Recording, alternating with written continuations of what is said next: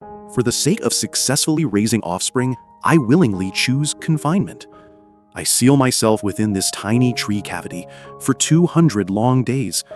As the last clod of soil seals the entrance, I pluck out the softest feathers from my back, letting blood soak into the fallen leaves below. These bloodied, black and white plumes will become my children's first bed. Humans call us lovebirds, but beneath this heavy crown lies a gamble made with life itself. Our story began 3 months ago, when he presented me with the first prey at the mouth of a bat cave. A drop of blood from its ashes landed on my foot. I knew it wasn't just food. It was a proposal.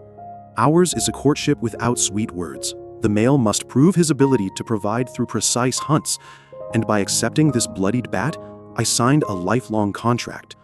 I followed him to a hollowed-out trunk, our meticulously prepared bridal chamber, a prison for the next 200 days. When he first brought moist earth, I gently took it with my beak. It was an unspoken division of labor. Day by day, I built the walls higher, watching as sunlight dwindled until only a coin-sized opening remained. It was like closing the world's skylight. This process repeated countless times until the entrance was barely large enough for his head, big enough to fend off lizards, but small enough to allow precise feeding. On the first day of our enclosure, I began plucking feathers, one by one. From that moment on, my entire being, even my life, belonged to him. For the next 200 days, his image became the only light in the darkness. Scientists say he will make over 2,000 trips to and from the nest, delivering more than 20,000 pieces of food. On the 5th day inside the burrow, I pushed back a fruit he brought me. It wasn't that I was picky. I wanted to see if he could still read my moods. He didn't hesitate. He found another juicy fig with dew clinging to it. This time, I let the pulp fall from the seeds. I saw him pause at the entrance for 3 seconds, a moment to catch his breath, the briefest tenderness in the rainforest. He began hunting insects, millipedes that spray venom, praying mantises with spines. Each offering bore the mark of battle. My mother always said our marriage was a two-way imprisonment.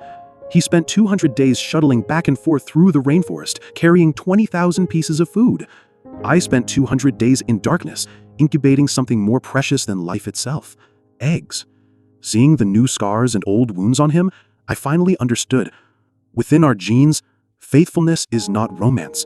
It's a survival pact etched into our very blood. 50 days after sealing ourselves away, I laid 2 eggs. The moment they landed on the bed of feathers, I felt immense relief. But then on, his visits became even more frequent, always bringing me the most succulent food first. For 200 days, he never tasted a morsel himself. Humans call us symbols of love. But this 200-day dance of life and death is simply a biological imperative, a barter: confinement for new life, sacrifice to perpetuate our bloodline.